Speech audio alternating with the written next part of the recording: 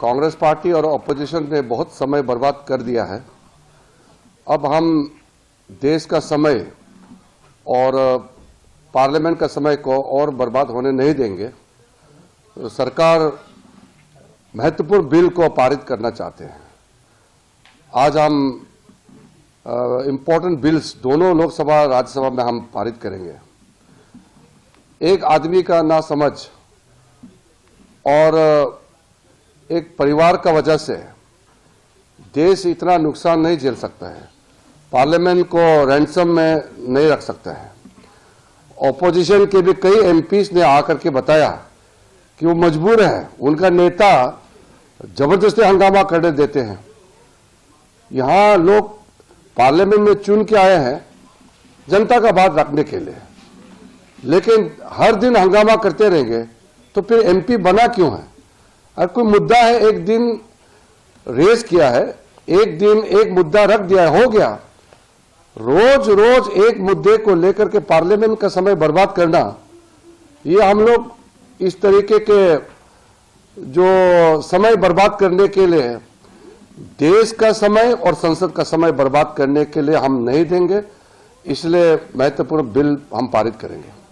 आज भी आप देखिए, इलेक्शन कमीशन में जाने के लिए समय खुद मांगा और इलेक्शन कमीशन ने ये इंडी गठबंधन को बोला कि हर पार्टी से 2-2 सदस्य को भेज दो। 30 सदस्य को बुलाया, फिर जाता नहीं है। वो उनके गठबंधन में, इंडी गठबंधन में वो तय नहीं कर पाया कि वो 30 लोग कौन कौन जाएंगे। जब वो अपना नेता तय नहीं कर पाते हैं, प्रतिनिधि तय नहीं कर पाते हैं, फिर इलेक्शन कमीशन से टाइम मांगा क्यों है? अब वो खरगे जी बोल रहे हैं कि सारा अपोजिशन मेंबर जो वीआईपी है, तो 150 लोग क्या इलेक्शन कमीशन का चेयरमैन कमिश्नर का रूम में 150 लोग घुसेंगे क्या? ये कैसे बातें करते हैं? बोलते कि सबको जाना है। इलेक्शन कमीशन ने इतने अच्छे तरीके से 30 लोगों को बुलाया, प्रतिनिधि बात करेंगे। अब ये कांग्रेस वाले, ये इंडी गठबंधन को सुप्रीम कोर्ट में भरोसा नहीं है और कहते कि सुप्रीम कोर्ट टिप्पणी नहीं कर सकते इनके ऊपर में। इलेक्शन कमीशन में भरोसा नहीं है, इलेक्शन कमीशन को अटैक करते हैं, पार्लियामेंट को विश्वास नहीं करते हैं। हमारा देश के जितना जो संवैधानिक संस्थाएं हैं उनको प्रहार करते हैं। तो ये किसके इशारे में और क्यों भारत का छवि को नुकसान कराने के लिए बार बार हर दिन ये नाटक क्यों करते हैं? इसलिए देश ने हम लोगों को देश सेवा के लिए भेजा है, ना कि यह हर दिन नाटक करने के लिए।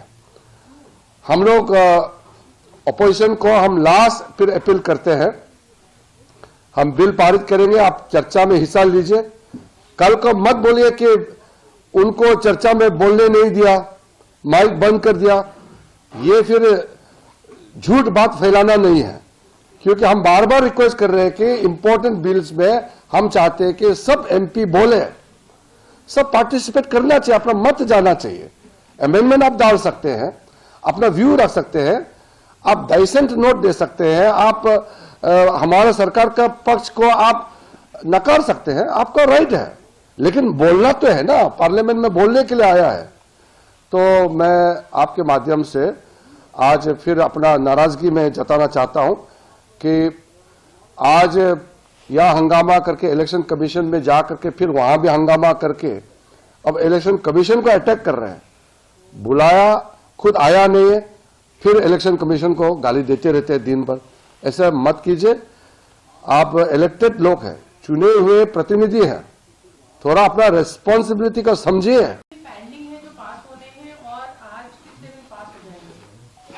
नहीं, आज तो इंपॉर्टेंट बिल्स हम इनकम टैक्स बिल्स है, स्पोर्ट्स बिल्स है, और मणिपुर का जीएसटी और डिमांड्स फॉर ग्रांट्स बिल्स है, और शिपिंग, मर्चेंट शिपिंग बिल्स है।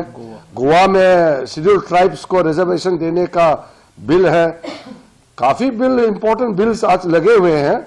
हम अब बर्दाश्त नहीं कर सकते हैं। देश का जो हम लोगों के ऊपर जिम्मेदारी दिया है, हम लोग जिम्मेदारी निभाएंगे। सर, टीएमसी सांसद हैं सुष्मिता देव, वो ये कह रही हैं इलेक्शन कमीशन को लेकर लातों के भूत बातों से नहीं मानते। ये लोग संविधान को ही नहीं मानते हैं, संविधान को किताब पकड़ते हैं, संविधान को नहीं मानते हैं। एक पार्टी, एक फैमिली और एक व्यक्ति का मनमानी जो करता है वो संवैधानिक हो ही नहीं सकता। वो डेमोक्रेसी में वो लोग संविधान में विश्वास नहीं करते हैं। हम लोग तो लोकतांत्रिक पार्टी वाले हैं, हमारे यहाँ तो नेता कर्म से नेता बनते हैं, वहां तो पैदाइश नेता होते हैं। वो लोकतंत्र को कहां विश्वास करेंगे? जो एक परिवार ही सब कुछ होता है वो लोकतांत्रिक हो ही नहीं सकता है। इसलिए मूलभूत उनके सोच में डेमोक्रेसी का बारे में कोई विश्वास ही नहीं है। ये लोग, एक आदमी पैदा से ही वो मालिक सोचते हैं अपने आप को, देश और पार्टी को पूरा ठोपता है वो। ऐसा कोई हो सकता है कि आप पार्लियामेंट्री डेमोक्रेसी में आपका बोलचाल, आपका काम, आपका ओवरऑल जो आपका विश्वसनीय जो आप प्राप्त कर सकते हैं, तभी आप नेता बनना चाहिए। पैदा होते ही वो नेता समझते हैं अपने आप को और देश का मालिक समझते हैं, वो कहाँ डेमोक्रेसी और कहाँ संस्थाएं को वो वैल्यू करेंगे।